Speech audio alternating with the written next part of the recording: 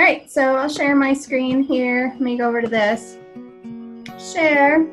I'll cas you time so that you don't have to. Oh. I'll time you. Oh, time me. Well, it's just so you don't have to like think about it. I like not thinking. I'm a multitasker, but like not in a good way. Hugs. Let me see if I can move us out of the way so I can see my comments. Here, I'll go over there. Okay. So this is an illustration I just recently did for like Color Collective, and Heather was mentioning how she'll sometimes pull palette inspirations, but then deviate from there, and that's something I do a whole lot because color was always a struggle for me. I didn't figure it out during art school. I didn't figure it out after art school. I probably didn't figure it out for 10 years. I'm not even certain I figured it out now, but this is how I got over my hump. I'll go onto Pinterest. I'll find a palette that I like. I have a whole board just of palette inspirations. It can be classic artwork. It can be current illustrations, because if you're borrowing a palette, you're not really stealing. And just like Heather said, it's very rare that my palette will look like my inspiration by the end of the illustration, for better or for worse. So in this example, I used a Degas piece.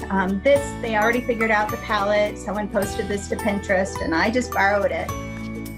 So I'm looking at this teal and orange palette structure here right now. It works, but I find that once I have a palette that's already working, if I use, I'm not going to be able to find anything now, layers, and I go to Hue and Saturation. So if I add a hue, I'm in Photoshop. I work almost entirely in Photoshop. But if I do a Hue and Saturation layer, so that's up in this menu, put a Hue and Saturation layer, and then put it over here. If I get in here and I start messing with the sliders, it's going to start showing me some different options that I might not have considered by myself.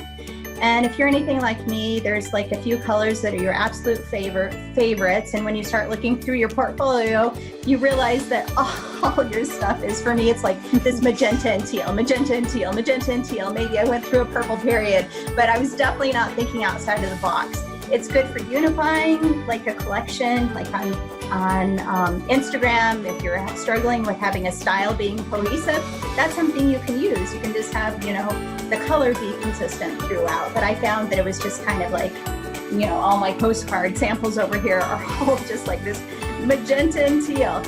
So if I move this slider around, it's automatically going to fill in options. Maybe some of them are going to be scary, but I will always find things that I didn't consider myself. And then I can always come back into this Hue and Saturation layer. Let me find something that maybe we like. I would have you just yell stop if I could hear you. So you like something? Yeah, if you like I like the light blue. Go back to that one. A light blue. Okay, tell me to stop when I get close. I'll try and go slower.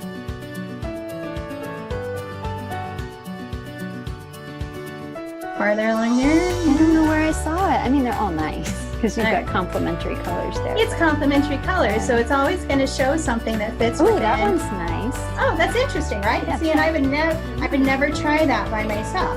So I have this layer right here, and then I can even just come in here in the mask and start playing with what I'm going to take out. Now, I love using spray brushes. These are just ink. Ink splatters, and these are Kyle's right here. You can get them in a lot of different places. But just coming in here and removing some of the color and seeing what's under there. I mean, just look at the textures you get just by using a spray brush, and it starts to unify that palette. It just gives me more options than I would have given myself in the first place. And then I can just take from. If I only like the color of one dinosaur, I can just mask it out and only use that one and still use the old one. But that really helped teach me, because even just look over at the palette here of Degas. Degas didn't paint in those colors, but look at that palette right there. I can use that palette based on this Hue and Saturation adjustment to make new artwork off of it. So that's something I've used quite a bit. And then you can always layer. You do in saturation layers. You can drop back the opacity, you can push and pull on the saturation, and I just mess with this until I get to something that I like. So mine is again, this was the original, and this is the one that we came up with together. And see, quite different, feels different, but it's, it's sophisticated and unique and something I wouldn't have come up with without playing around with those hue and saturation layers. You have a question, Kez, how you set up that color adjustment layer? Oh, so hue and saturation. And Dustin can help me because I never know what these menus are called. What is this? Those are called adjustment layers. Oh, hey, I knew something. So this is create new fill or adjustment layer. So it looks like, an eclipse. And I just click on that. And there's lots of options in here, but I just click on hue and saturation. And the fun thing about hue and saturation, so you could just do, if you want to drop it back so it's just monochromatic, you can, hit colorize, it's just going to give you one color. Of course, the saturation's really knocked back, but, you can see if you just want to use this as like an overlay layer to make something feel more warm or orange, you can do that. But the way I use it is, I just let it figure out itself along this slider. Figure out itself. I'm sure it has like histograms and smartness that it's doing behind the scenes, but I don't have to know any of the smartness. I just have to know how to move an arrow. And then I can knock the saturation back, or I can make it super saturated.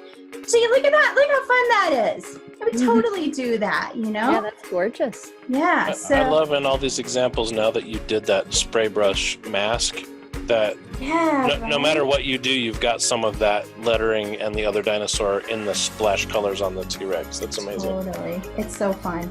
Super, super fun. So this has really helped me, figure out color, which was always a challenge for me.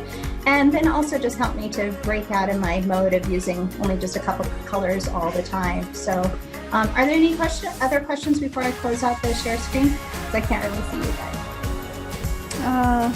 How do you know what colors you want to start with before you start doing the hue saturation adjustment? Just samples from Pinterest? Look at this. I'm going to have to save this little Degas palette. Look at that. Well, and I wonder why I like that. Look, magenta and teal.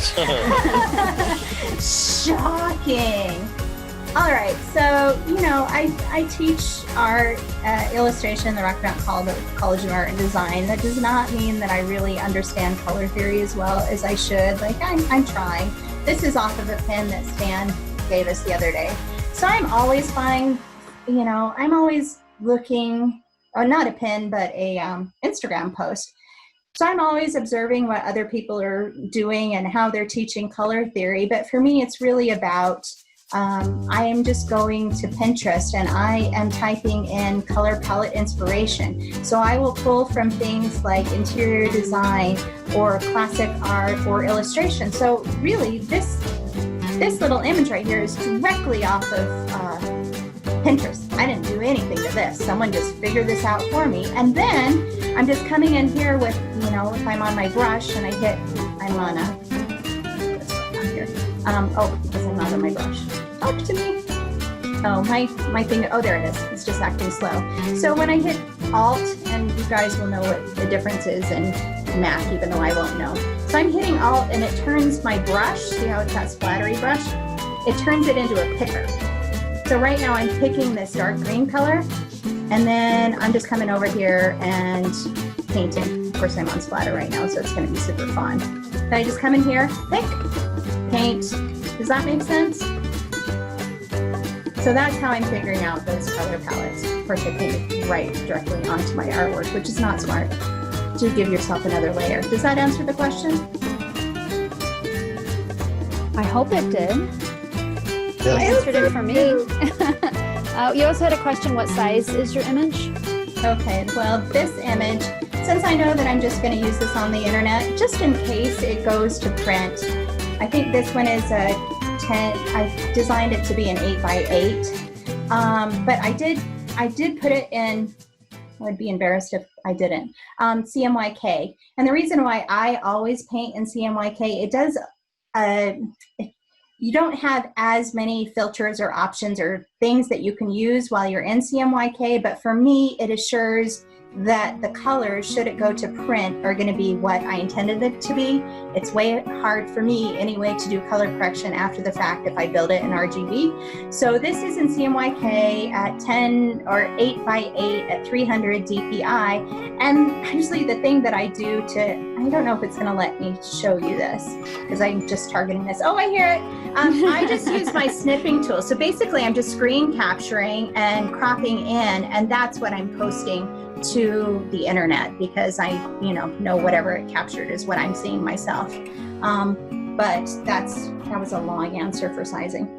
So I'm gonna stop sharing my, it's a good thing you timed me because I'm just like, so back to me. Did anybody have last minute questions or comments or anything that they want to add before we go on with our Saturday? I think one comment I wanted to make is that with the hue saturation layers, sometimes I'll color the whole thing, especially if it's a sketch that I'm just going to post on Instagram for fun with hue saturation layers. I'll sketch it on paper and then I'll put it in Photoshop, and then I'll just lasso, for example, the face and the hands, and then I'll use hue saturation sepia and then bump up the saturation a little bit, and then that's how I color the whole image. Oh wow, that's awesome. Sometimes. Wow.